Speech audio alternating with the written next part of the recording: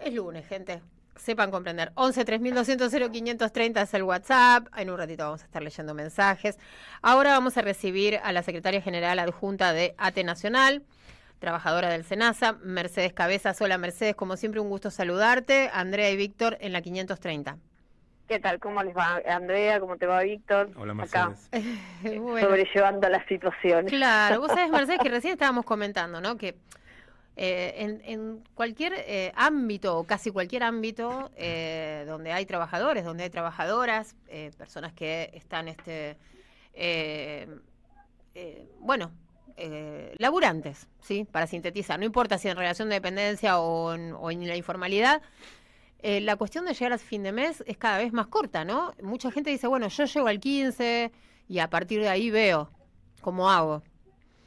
Bueno, en general te podría decir que los trabajadores y trabajadoras del Estado viven esa situación casi a diario y en todos los sectores y en todos los niveles. Nosotros y nosotras contamos con un alto porcentaje de trabajadores y trabajadoras que está por debajo de la línea de la pobreza y cada vez más alto porcentaje de trabajadores y trabajadoras que está por debajo de la línea de la indigencia. En los últimos meses además no hemos tenido paritarias, con lo cual, por supuesto, a la inflación se le suma la pérdida de poder adquisitivo de nuestros compañeros y compañeras, que ya es vergonzosa. Estamos hablando de sectores que cobran 450.000 pesos, 500.000 pesos, de jóvenes que han tenido que volver a la casa de sus padres porque no pueden sostener un alquiler que no solamente en la Ciudad Autónoma de Buenos Aires, pero para poner un ejemplo, en la Ciudad Autónoma de Buenos Aires está en dólares cualquiera de los alquileres de 1, 2, 3 ambientes se encuentra cotizado en dólares. Por lo tanto, es casi imposible sobrellevar la situación de salarios versus nivel de vida o versus posibilidad de llegar al día número 10 del mes, te diría, ni siquiera el 15. A ver, peor. Pero además se le suma una situación que estabas comentando vos recién. Hace Sí. muchos años que en la Argentina no hay política de créditos hipotecarios que permita que los trabajadores y trabajadoras no alquilen. Por lo tanto, de 40 años para abajo, te podría decir como franja etaria, toda la clase trabajadora no tiene una vivienda propia y no piensa tenerla tampoco. Uh-huh. No tiene acceso, no tiene tiene posibilidad, acceso, claro, no tiene porque acceso. Igual, si nos ponemos a pensar, Mercedes, en cuánta paradoja, ¿no? En este momento, porque las personas que tienen alto poder adquisitivo, hoy, con el dólar, ahora el dólar subió, ¿no?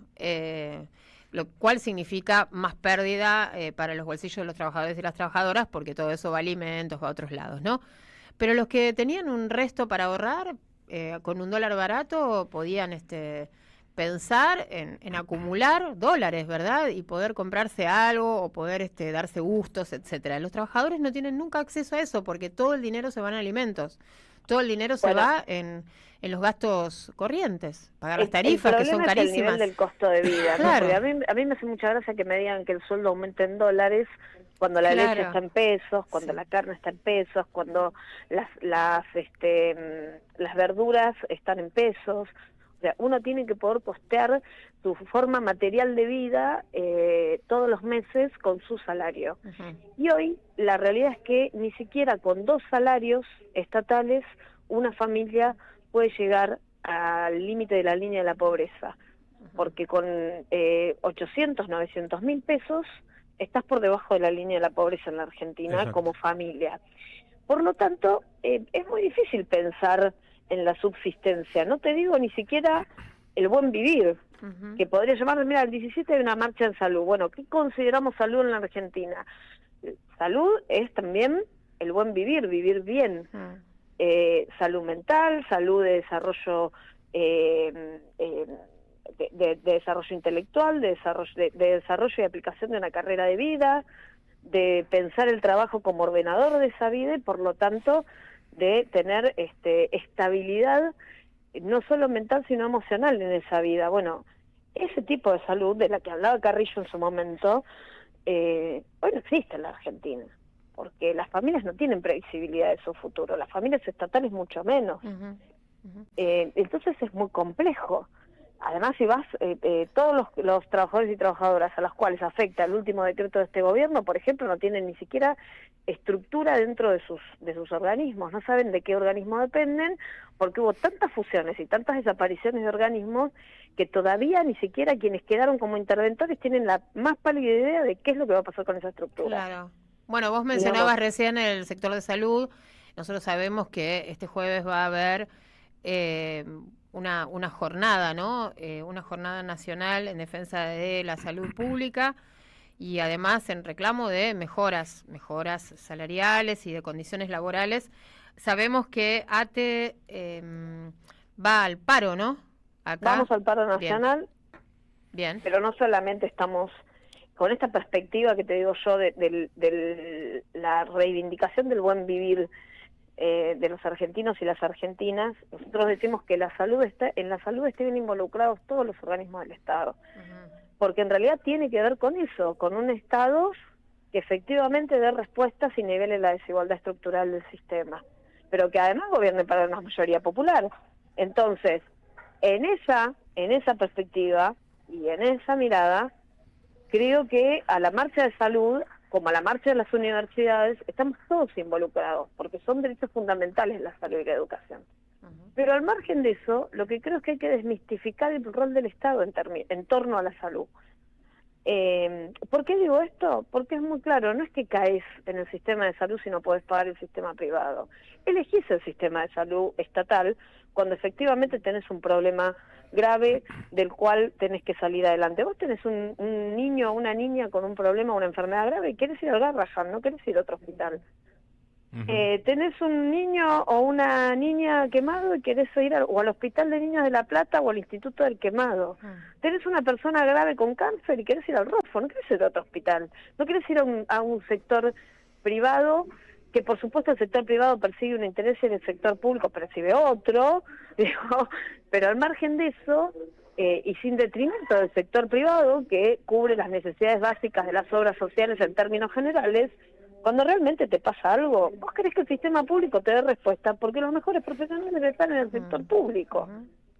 Así es. Te quemás un ojo, ¿y a dónde querés ir? A Santa Lucía querés ir, porque ahí están los mejores profesionales. Entonces, lo que creo es que hay que desmistificar la mirada de por qué vamos a lo público. No vamos a lo público porque no nos alcanza la plata para pagar lo privado. Vamos porque ahí está el mejor servicio. Bien. Que es distinto. Mercedes, y en este plan del gobierno de destruir lo público, porque de otra manera no se lo puede denominar, el que cayó ahora fue el Instituto Nacional de Agricultura Familiar, Campesina e Indígena. ¿Cuáles son las consecuencias? 900 trabajadores. Exacto. ¿Cuáles son las consecuencias, tanto para los trabajadores como para los agricultores, digamos, de la agricultura familiar, que se cierre el instituto y se los deje sin apoyo?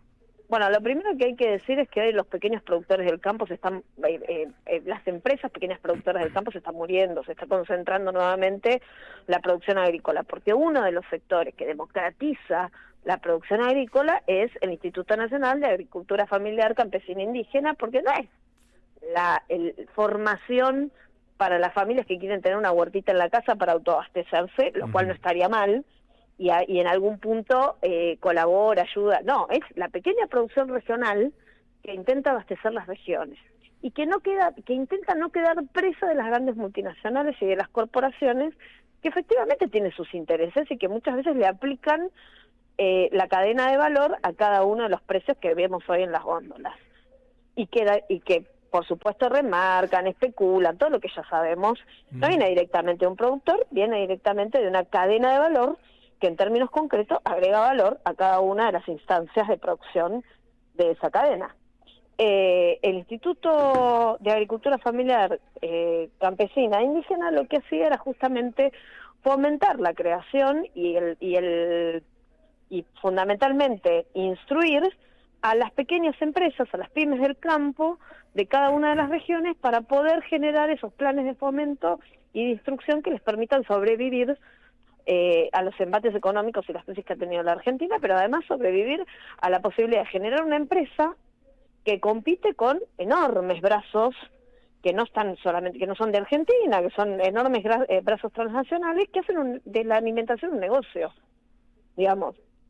en términos concretos, en un país productor de alimentos, esto lo hemos dicho hasta el cansancio todas las organizaciones del campo popular, es vergonzoso pensar que en un país productor de alimentos no existe de ninguna manera la soberanía alimentaria. Y esto es que las familias tienen que elegir, la gran mayoría de las familias argentinas tienen que elegir qué comida hacer, para ponerlo en términos concretos de qué es lo que le pasa a la gente. Eso se termina, se destruye con el brazo de la pyme, que en particular es la gran el gran fomento de creación de empleo. Porque también hay que decir que en la Argentina las pymes son las que generan y fomentan el empleo, no las grandes transnacionales. Exacto. Ahora, sin mecanismos regulatorios del Estado esto es imposible. Cuando hablamos, sí, cuando hablamos de estos sectores, ¿de qué estamos hablando? ¿De producción hortifrutícola, básicamente? ¿Y de verdura? No solamente, ¿No? agrícola ganadera, hortifrutícola, avícola,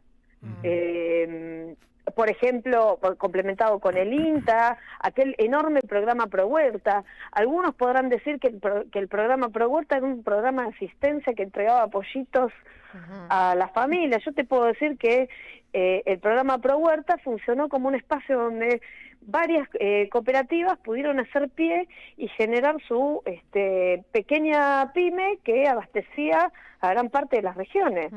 Pero empezó con un Pro Huerta, digamos. Claro. Porque en realidad la decisión de democratizar la producción agrícola es una decisión que tiene que partir del gobierno. En una sociedad capitalista, y fundamentalmente en una sociedad neofascista, capitalista, de las características las que estamos viviendo hoy, que todas las medidas que toma es para concentrar riqueza, en términos generales, si vos librás el mercado, quedás librado a la ley de la selva. Y en una sociedad capitalista, si el que gana es el más fuerte en la ley de la selva, en una sociedad capitalista lo que sucede es que el que detenta más capital es el que termina teniendo más poder. Pero esto es tremendamente básico. Para revertir eso, ¿qué tiene que hacer el Estado? Intervenir en la economía y generar mejores condiciones para quienes no tienen las mismas posibilidades. Bien. Y generar posibilidades. Después, por supuesto, que hay una parte que queda dentro de la población y de la posibilidad de generar esa cultura del trabajo, del empleo y del asociativismo que permite que se democratice finalmente la producción. No es solamente el Estado. Ahora, la parte del Estado tiene que estar. No hay forma de que sin intervención del Estado se democratice la producción. Mercedes, hay actividades vinculadas con esta agenda, ¿no? Hay actividades, nosotros hoy hemos definido no solamente acompañar la movilización del 17, convocar desde ATE a un paro nacional en salud y acompañar con todos los sectores del Estado, sino también en horas del mediodía, el mismo 17, llevar a cabo una conferencia de prensa en las puertas del Ministerio de Regulación y Modernización del Estado, entendiendo que es un ministerio que se generó para destruir otros ministerios y para destruir la política pública, pero que además es ahí donde se llevan a cabo las decisiones de destrucción del Estado que más han afectado desde la política de este gobierno al pueblo en general. Entonces, vamos a hacer una conferencia de prensa, vamos a concentrar en ese ministerio, posteriormente vamos a ir a el Congreso, donde se va a llevar a cabo la reunión de la Comisión de Ciencia y Tecnología. Ahí vamos a exponer y vamos a acompañar después y convocar a la Marcha Nacional de Salud. Previamente a esto, en el día de mañana, vamos a estar presentando un documental que cuenta un poco la historia de lo que ha pasado con la agricultura familiar en la boca de sus protagonistas, que son esos 900 despedidos, obviamente no los 900, pero claro. Compañeros y compañeras representativos de esos 900 despedidos que todavía están aguardando una respuesta por parte del Estado. Y el día miércoles vamos a llevar a cabo una radio abierta también en las puertas del Ministerio de Agricultura. Bien, la proyección del documental es mañana en el anfiteatro de ATE, Belgrano 2527, y esto es a las 15:30 horas, y el miércoles entonces 10:30 la radio abierta ahí en la Secretaría de Agricultura, ¿no? Sí, por supuesto, aprovechamos este medio para convocar a todos los vecinos y vecinas que sientan que la alimentación es un derecho y que ese derecho lo tenemos que proteger entre todos y todas. Bien, Mercedes, muchas gracias por el contacto. No, gracias a ustedes y les mando un abrazo enorme. Siempre. Abrazo. Chao. Mercedes Cabeza, secretaria general adjunta de ATE Nacional, trabajadora del SENASA. Bueno, una semana que empieza con un